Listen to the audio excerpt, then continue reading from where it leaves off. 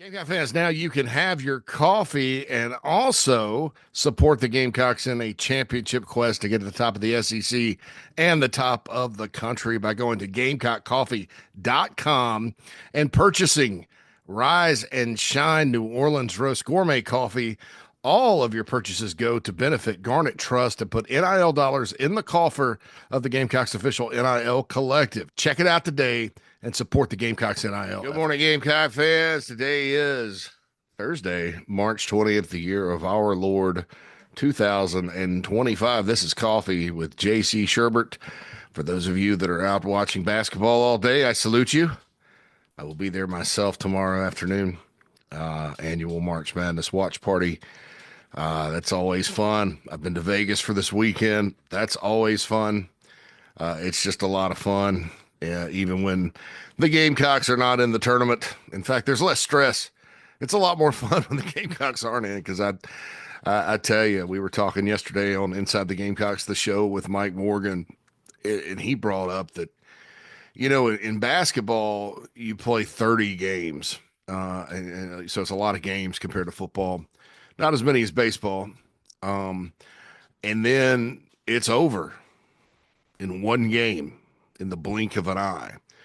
And I brought up when they had the baseball playoffs that had these one-game play-in games or whatever in Major League Baseball. I was like, that's ridiculous. 162 games in one game and it's over. And really, even when you best of three series and stuff like that, it's just over in the blink of an eye. After all that, you almost feel robbed of the emotional investment, I think, when your team loses. Certainly South Carolina, no harm, no foul in the Jermaine Cousinard game last year. Dana Altman from Oregon, I'm not picking against him this year in the first round. Looking at his record, I'll tell you that right now. And that was kind of a tough draw. I mean, you think about Carolina being a 6 seed last year, some of the other 11 seeds. Oregon was a team that was good, that did not have, they were a lot like Arkansas kind of this year. You knew they had a lot of talent and they just didn't perform that way. They had to win the final Pac-12 tournament to get in. Arkansas, of course, is in today. They play the Kansas Jayhawks. But, one of those teams that you knew at any moment could turn it on. And, Carolina had a 20-14 lead. And then after that, Oregon beat them good. And then Gamecocks former player didn't score 40 very many at all at South Carolina. He had some good games, but that wasn't as painful as in the late 90s when, South Carolina was a Final Four pick, a 2 seed. The bracket set up for them because I think Texas and Wisconsin were were the 7-10. And up in Pittsburgh, and Texas won, and Texas wasn't all that good.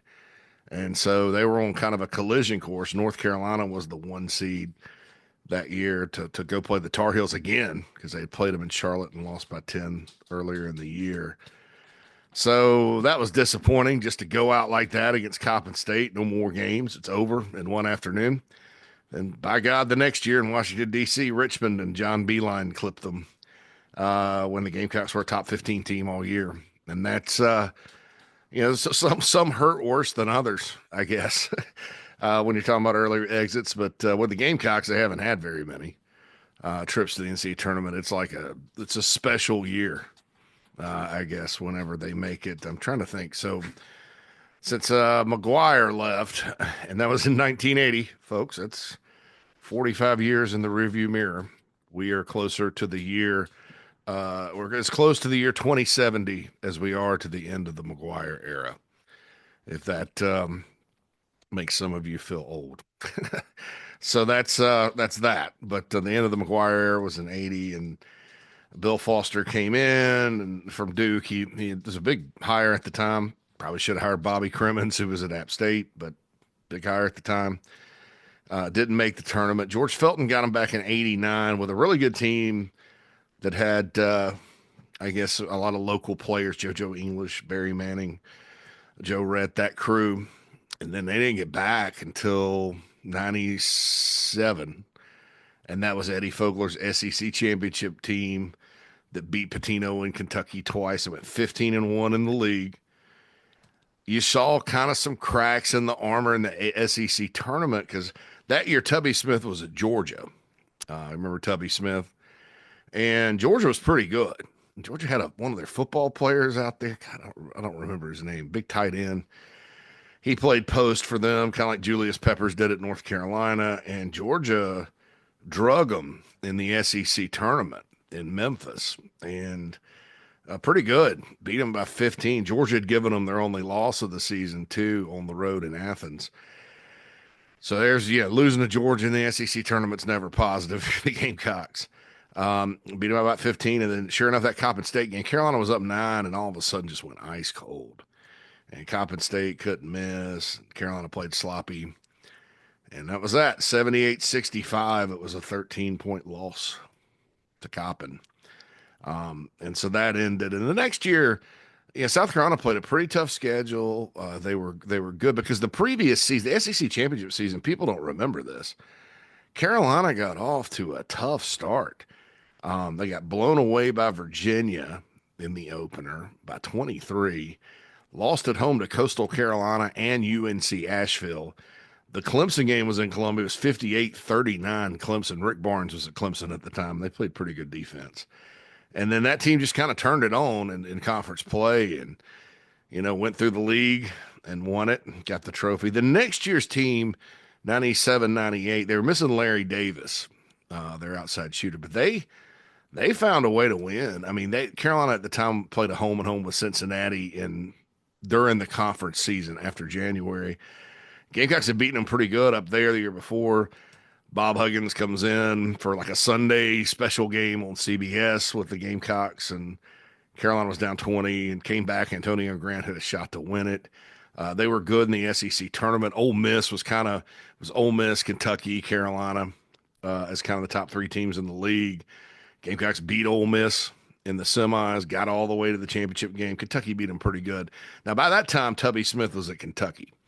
And I believe he won it all in 97-98. He inherited a team for Pitino. That's back when you could inherit teams from other coaches and do quite well.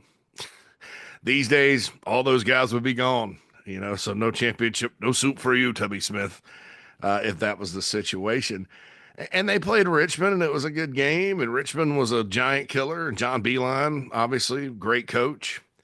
Won at West Virginia, won at Michigan after his stint at Richmond, and 1-point game. I still remember it like it was yesterday. B.J. Mackey drove into the lane, had a look. It wasn't really a layup.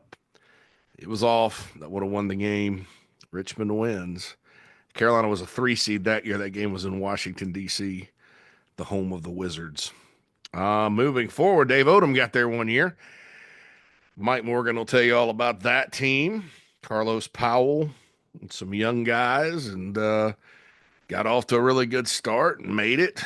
It was his best year, really, in the SEC. Played John Calipari, Memphis, and Kansas City.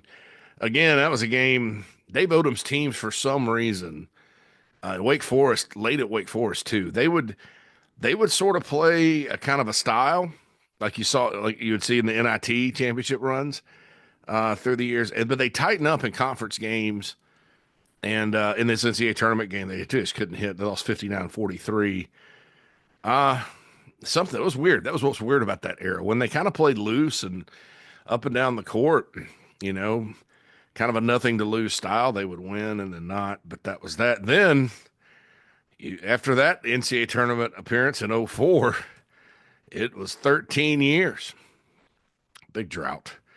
And that, of course, was the Final Four run. One of the best marches of our Gamecock lives, I think. Magical run. You beat Marquette, bye. Beat the 10 seed, gone. The 2 seed, gone. The 3 seed, gone.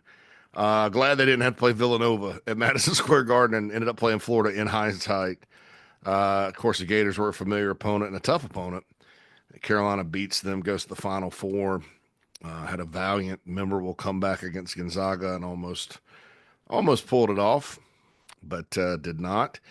And then, of course, there's last season. So you can count them on two. And you still count the NCAA tournament bids on 2 hands since 1980.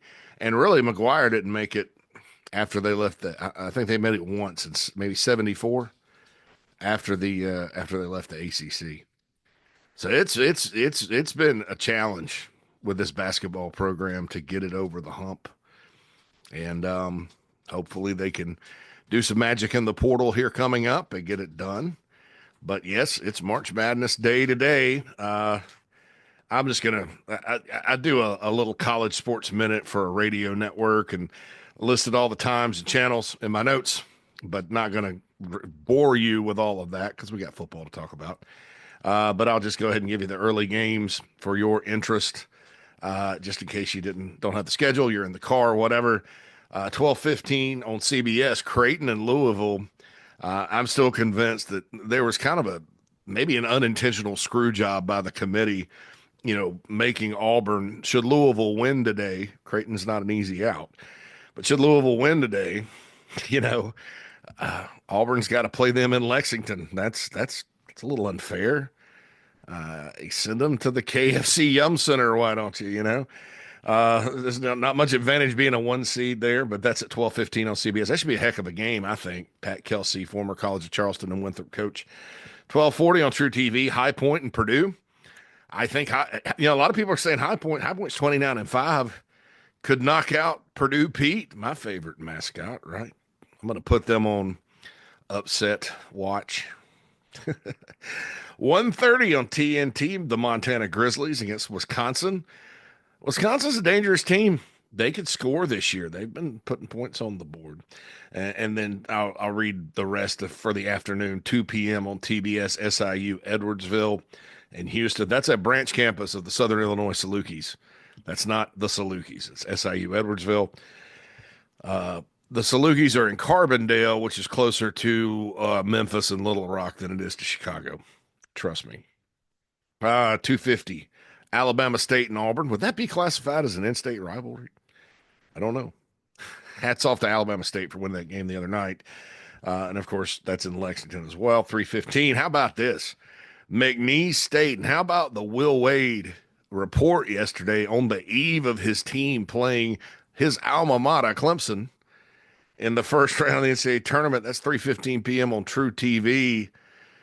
Did the Tigers catch a break in the distraction game? Because Brad Burnell did not get Indiana. They went with DeVry from West Virginia. He was a one and done at WVU. And so he's not signing a contract with Clemson. Extension. Meanwhile, what's Will Wade's team going to think? Now, look, would McNeese State beat them if all things were equal? I mean, they had a shot. Sometimes Clemson goes cold. And this year's team, I think, is really good, but sometimes they lose. McNeese is very well coached, but man, it's a distraction. He's getting lit up by the media, which is it fair? I don't know. If it wasn't Will Wade, would people be outraged? I don't know. I don't know about that, but he's taking the NC State job. So if you're North Carolina, up there on Chapel Hill, you didn't make a move with Hubert Davis. There's all this controversy about getting in, but your rival, one of them, is about to hire the best coach I believe they've hired, in Will Wade. I don't know that necessarily I've always been a huge fan of Will Wade, but I got a lot of respect for him. And the guy can flat out coach. He's not just a recruiter. He's a great, great floor coach, and his teams are always prepared. 4:05 p.m. on TNT, BYU and Virginia Commonwealth. Ryan Odom, rumored for the Virginia job. That's Dave Odom's son. So Dave Odom was the interim coach at Virginia for a while and flirted with that job a couple times when he's at Carolina, for sure. I think a lot of us were hoping he'd take it. Boy, I was. Hey, that Virginia job's a hell of a job, Dave. Isn't it what you've always wanted? They passed, and they actually hired somebody. I think Dave later hired somebody that was worse than Dave Odom. Sometimes the guy that and you're familiar with is a little bit better than the shiny new object that's kind of a lot of hat, no cattle. 4:30 p.m. and I'll stop reading the schedule. Georgia, the Dogs against the other Dogs, Gonzaga. Gonzaga's an 8. I'm like, wow. I'm kind of beside myself on that one, as far as Gonzaga, being a team that's going to go play a 1 in the second round. I don't know. I don't know, folks. I don't know what these folks are thinking sometimes. I know what I'm thinking. If you're listening to this before tip off, enter our Ernie.com bracket challenge, all Gamecocks bracket challenge. You can win $5,000. Go to Ernie.com. Select South Carolina Gamecocks as your favorite team because the Gamecocks are actually competing with other fan bases. And then fill out your bracket. Register, go to the front page, enter the March Madness Bracket Challenge, select Gamecocks, fill out your bracket. Some folks on certain browsers, you have to accept cookies. That should pop up for you. My wife had a little trouble with that yesterday, and I had to accept it for a while. That's on Ernie.com. Also, don't forget, you got a little more time to do the underdog fantasy thing and help Garnet Trust. If you get download Underdog Fantasy, sign up, put in $5, put in 10, play 5. Then Garnet Trust gets $150. Pretty sweet, right? Pretty sweet to help out NIL and all that moving forward at South Carolina. Spring football starts yesterday at the University of South Carolina. Very anticipated 2025 football season coming up. And I think it's everything from last year's team to Sellers coming back, Stewart coming back, to the schedules. Pretty cool. I'll just say cool because it's tough every year. You have all these schedule rankings and stuff. It's usually never as tough as it seems, never as easy as it seems. There's always a team on the schedule that, like that you're not sweating, that you end up sweating, and vice versa. Last year, I think when all was said and done, Kentucky and Vandy sort of switched spots. Vandy was the one that scared you to death. Kentucky, not so much. Kentucky was the second game of the season, though, so it obviously scared you to death. I think they were a 9.5-point favorite in that game against Carolina. So who knows how it's going to turn out. But, I like I've said many times, looking forward to the opener in Mercedes-Benz against Virginia Tech. I've wanted Carolina to be in this game for a long time. One of these kickoff games in Atlanta. Charlotte's one thing, Atlanta's quite another. Atlanta is a festival of college football. And for whatever reason, the Peach Bowl folks don't like to invite the Gamecocks. And Gamecocks hadn't made the SEC championship game but once. They have never played in Mercedes-Benz. That's a place that hosts championships, really nice facility. And they're renewing the game against the Hokies. I don't think they haven't played them since 91. Hadn't lost to them. I'd have to look that up because they have not lost. They did not lose to Virginia Tech. Like I started following it in '86, so they tied that year. They beat them 40-10 the next year. They beat them by 2 in Blacksburg the next year. Frank Beamer took over in '87, by the way. So Shane Beamer was a ball boy on some of those teams. '89, it was a kind of a surprising tie. That Virginia Tech team was good, not great. 17-17 in Columbia, they tied. I remember because my dad used to take us to the games in '89. My mom took us that game. We piled in the Suburban. We had a Suburban, a white one. It looked like OJ's Bronco blown up. Uh, it was a big white Wheels of Terror.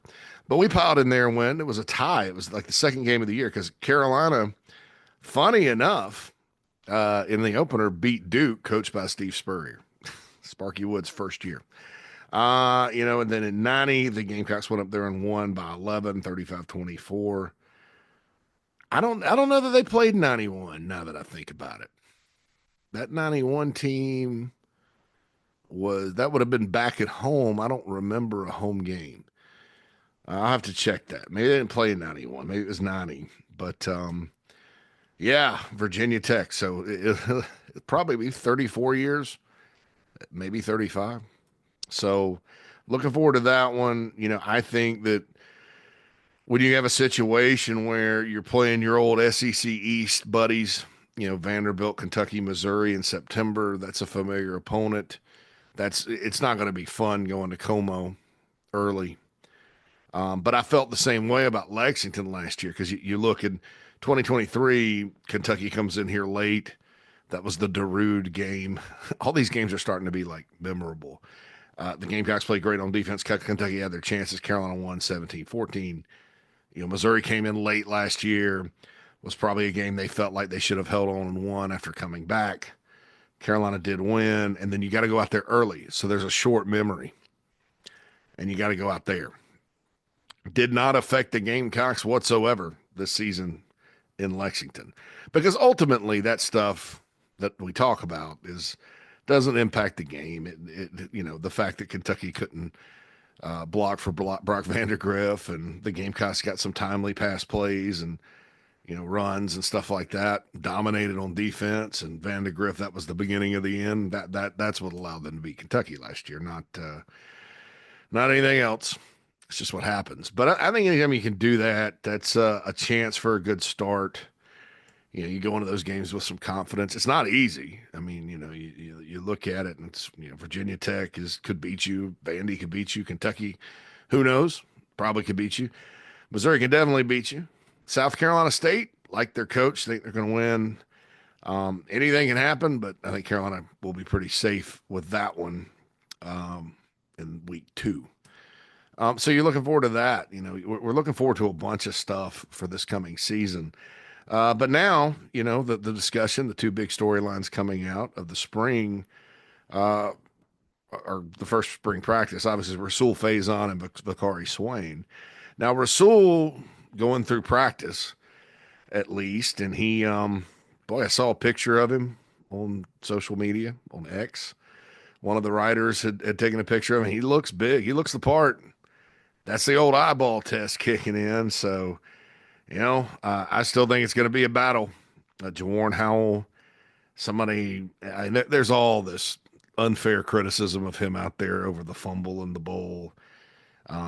Do we realize that Rocket Sanders fumbled too? I mean, backs fumble at times. You don't want somebody that fumbles all the time because it hurts you. But I don't buy this whole sudden complaint about Howell's ball security, because he only fumbled once the whole season. And I know most recent memory sticks in your mind, doesn't it? I get it, human nature. But I think that if he takes the next step, he can be very productive. Attaway obviously is back. Matthew Fuller. So they're going to obviously, if Faison's repping in practice, and for those that aren't familiar with the situation, maybe you're just tuning in or something like that. He's got to get a Diego Pavia waiver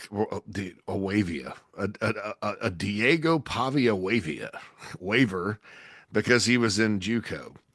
And so they think he can get another year. He's kind of had quite a journey to this level from Pottstown, Pennsylvania. So they believe they're going to be successful, but as we all know, the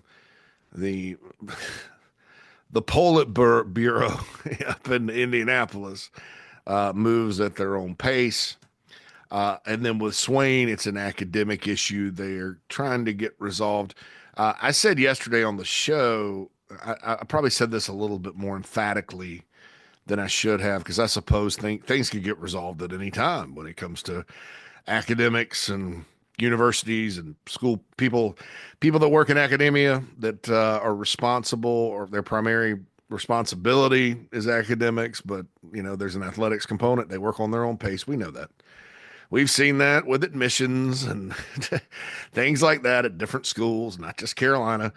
So they work at their own pace. Those of you that went to Carolina, I made the mistake of signing up for this. It was a pretty popular class. It was self-paced astronomy.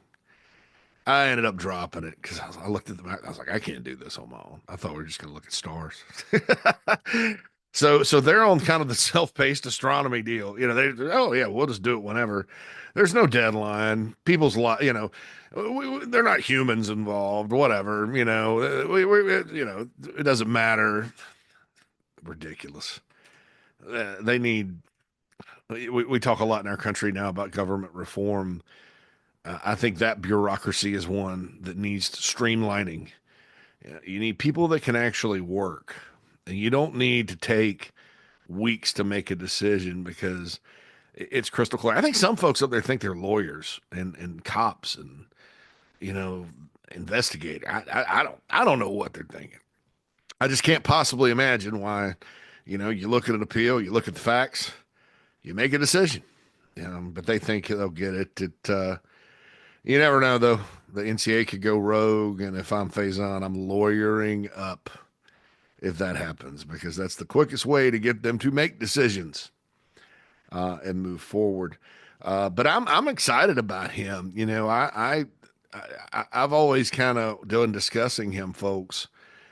Brought up the other guys because I do think it's going to be a competition, and many times now, especially with the portal, we tend to, I think, anoint the newcomer and forget that guys on the roster are going to get better, and the guys on the roster are probably just as good or better, that kind of thing. Uh, and what I've said is I don't care who gets it, wins the job. Personally, I don't really have a favorite. I like Jawarn Howell quite a bit. I predicted him to get it because I thought, based on the body of evidence, that now I sound like a lawyer.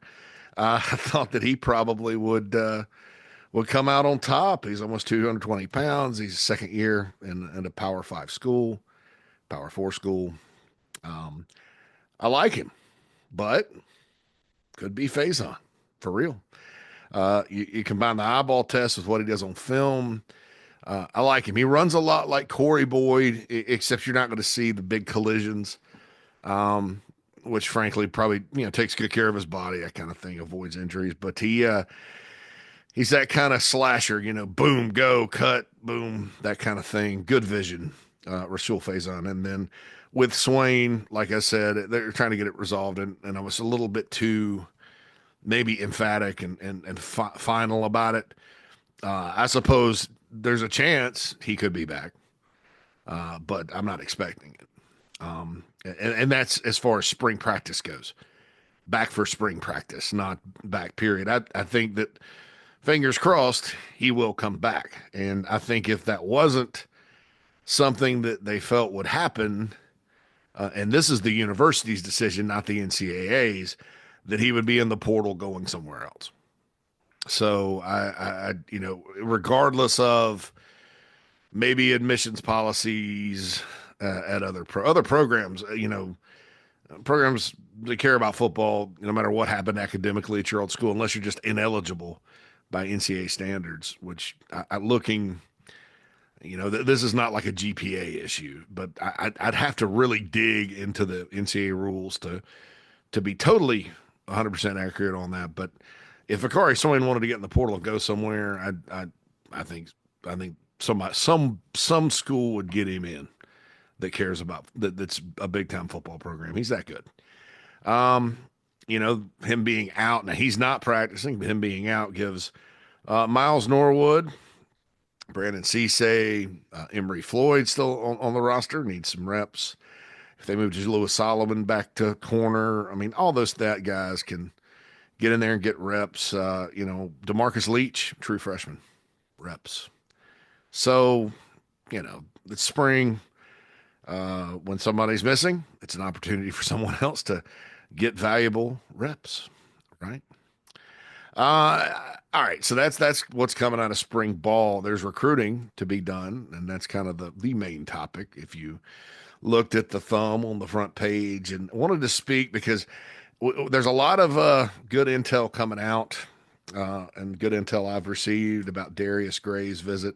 I've mentioned him before here and elsewhere. He's kind of a prospect where I wasn't sure if maybe the window had closed because Carolina seemed to be in the driver's seat. Now he's visiting other places. He's going to officially visit other places. Seems more open.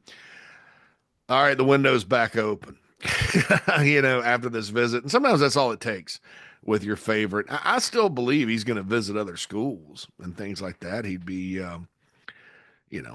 probably feel like he's cheating himself not to. Ohio State's getting a visit. I think he'll go back to Clemson. And Darius Gray is the 6'4", 285-pound offensive lineman that's ranked 20th or so in the country by most recruiting networks from Richmond, Virginia. So he is a Virginia prospect, not from 757, but Richmond. And Carolina's been all over him and up there for him for a while. Great visit to South Carolina, lasted 24 hours. Remarked on social media how much he liked it. He's a big time rated guy And after losing out on Gilchrist last year to Maryland, who I loved, I thought his film was outstanding. Um, maybe you come back to the well, you come back up at the plate and swing again in the state of Virginia. It's an important state, but I feel really good about where Carolina stands right now. And a lot of times in recruiting, you follow the visits, and he's visited Carolina a ton. Kind of like Rodney Dunham. For those of you that follow the five-star DN out of Charlotte, and that's usually a good sign. It's not go take your 401k and put it on. He'll sign. Roulette wise, don't do that. But I think that Gamecocks are in really good shape there, and he's good. So, do I like his film as well as I like Gilchrist? I don't know. I'm going to go do a deep comparison and tell you folks the next episode. I will let you know. I'll do some homework on that, if you will. And then we have another more immediate announcement coming tomorrow with Zion Giles, 4-star per 24/7 Sports Composite tackle out of Carver's Bay. Loads of upside here. Wow, and we had a whole episode on the state of South Carolina producing a lot of really good offensive linemen lately. That's an anomaly. That's different for our state. Normally, they're very hard to find, but there's been several, and this is one of the latest ones. He does project as a tackle, not a guard. Uh, the upside, the athleticism, the ability. I think. Ooh, goodness gracious, this guy. He's a good player, really good player. And would be Carolina would have to win a battle for him. He's got a ton of offers. I mean, this is Clemson and everybody else wants him. Again, 4-star per 24/7 Sports Composite. He decides tomorrow. And Zion to his, he helps us out here. You're always liking, I guess, commits that put in details and stuff like that. So he is going to do it at Carver's Bay High School tomorrow morning, 10:30 Eastern. So I believe, yes, Bradford and crew will be on the show while that's happening. And then Phil and I will be along for it only an hour tomorrow to talk about it and wrap it up. Going to get out early for March Madness. You guys aren't going to want to listen anyway. So the other schools listed: Bama, Clemson, Florida, Florida State, Georgia, Tennessee. That's a list, folks. That's a good list. And look, there are never any guarantees. I would like to say that I kind of agree. I agree with everybody saying South Carolina is probably the pick. I don't know that I feel as sure about it as other players that were as close to locks as possible. It's kind of right there in that feel good, but anything can happen range. And I'm probably like thinking back to Malik Clark. Malik Clark ended up Carolina anyway. Did not matter. Zion's not, Malik Clark's, everybody's got a different personality. He's, it would be a surprise if he picked some other school. But, that's why there's an announcement, folks. So we'll have coverage on thebigspur.com. So let's assume they get him. Let's assume things go through with Gray.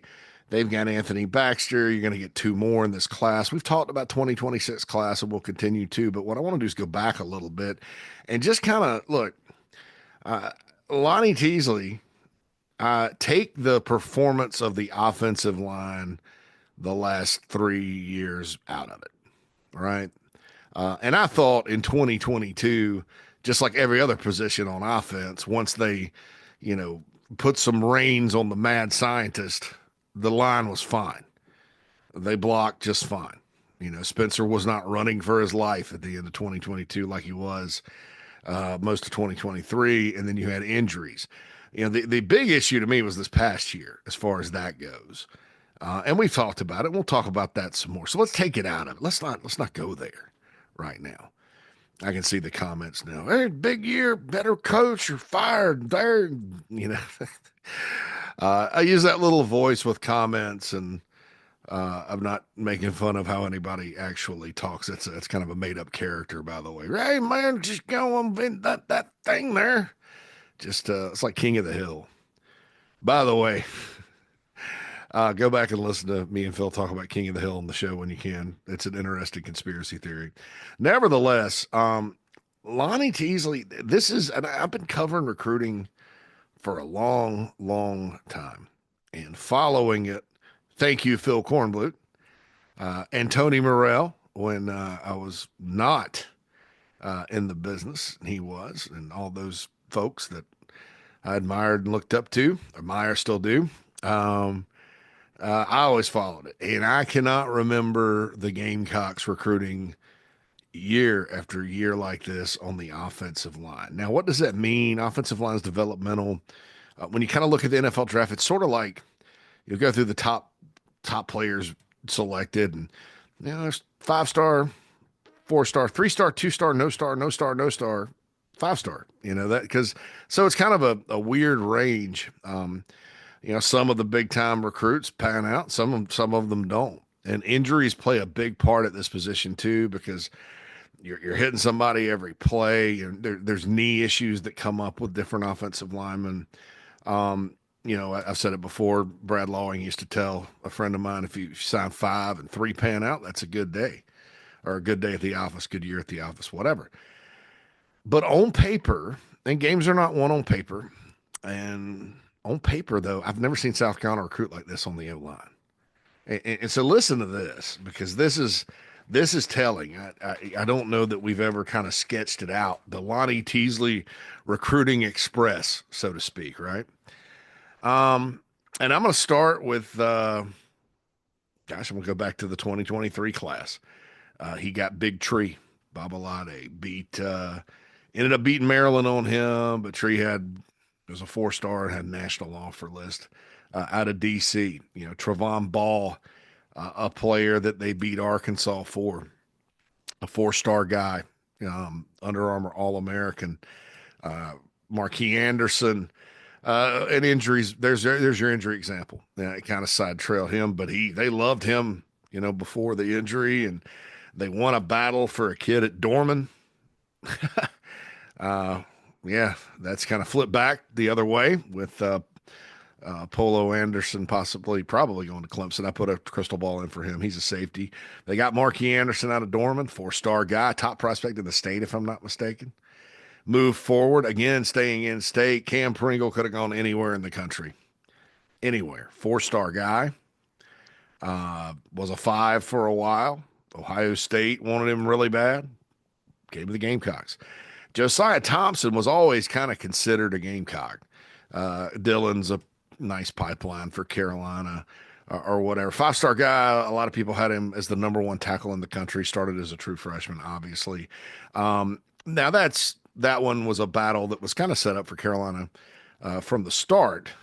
But when you have Alabama coming in, and I think it was Saban was still there, and you have Ohio State calling, and you have NIL money, you do have to recruit. I mean, you can't just say, he's coming here.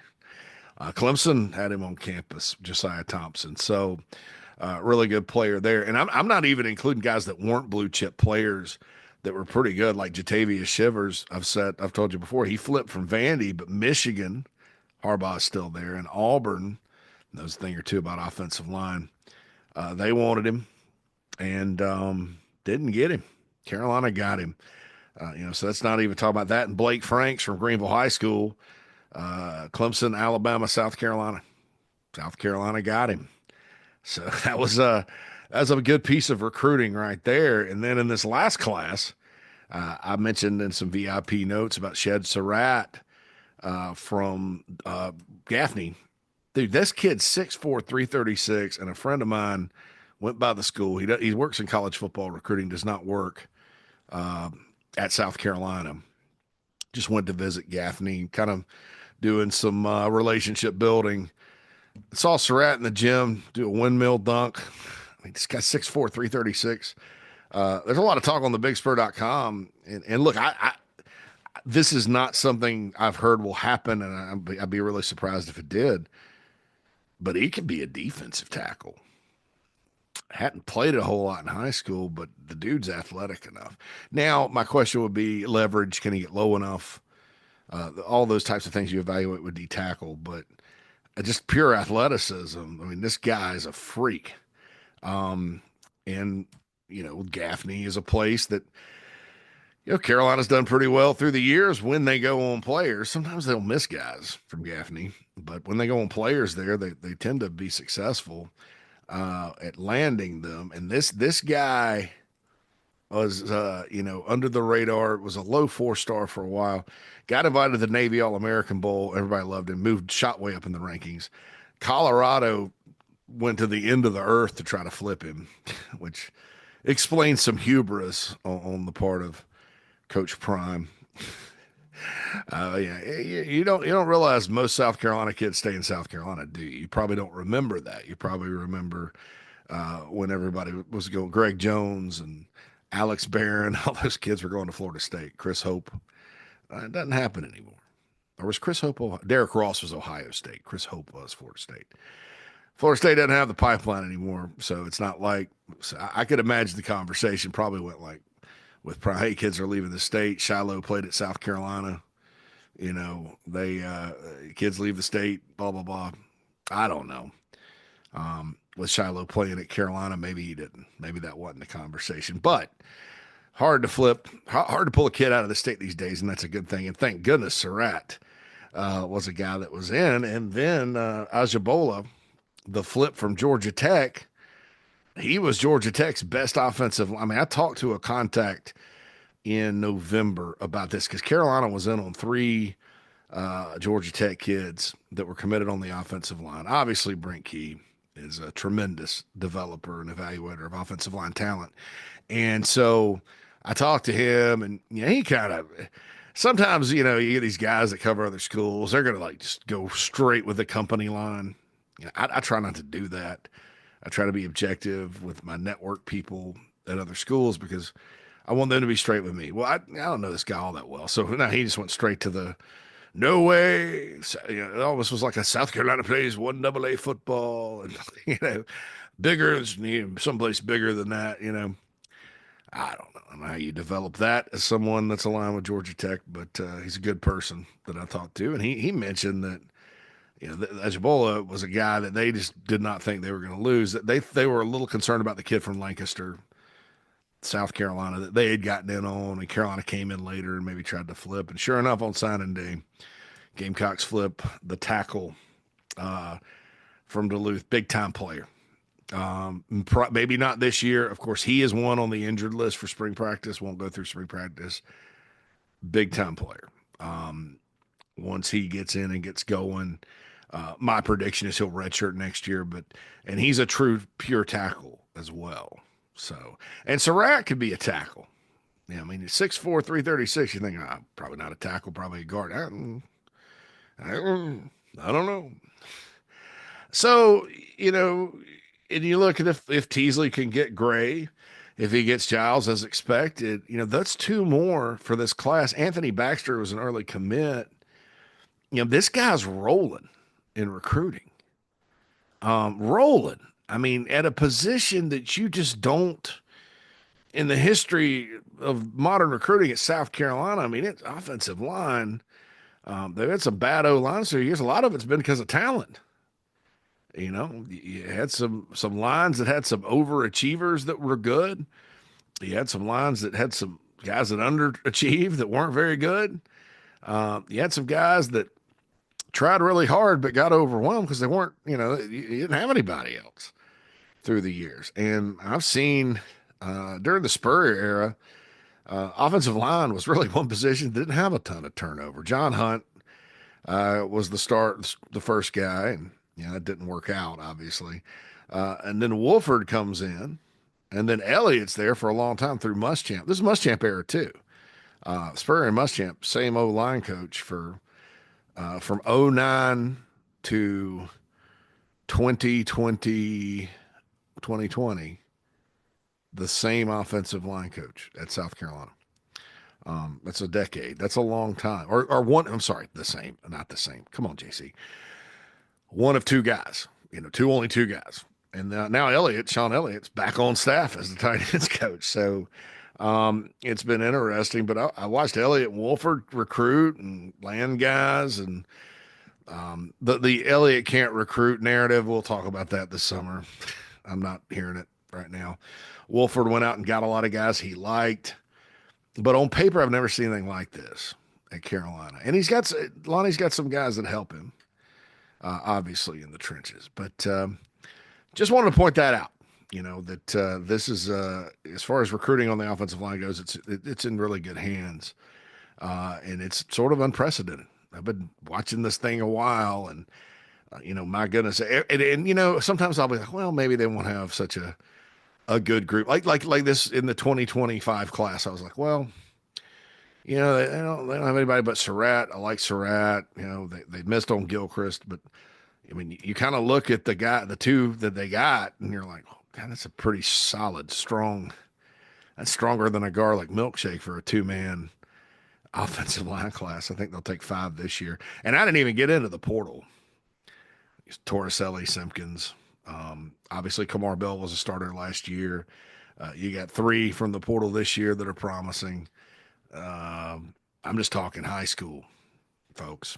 So there you go. So again, the Zion Giles announcement tomorrow comes at 10:30 Eastern. Complete coverage on thebigspur.com. And then we'll talk about it, right here on Chief Sports South Carolina. Be sure to like and subscribe and share. Tell everybody about coffee. Also enter that bracket challenge. I got to get out of here because I got to get ready for some interviews today. Tuscaloosa, Nashville, and then I'll be back for Inside the Gamecocks, the show starting at noon. Alex Jones, the pride of Hampton County, is going to pop in with us for Gamecock Smorgasbord this week. He got kind of thrown off because of the start of spring ball and pro day and all that. Don't forget the late night Gamecock show dropped last night with Alex and Matt.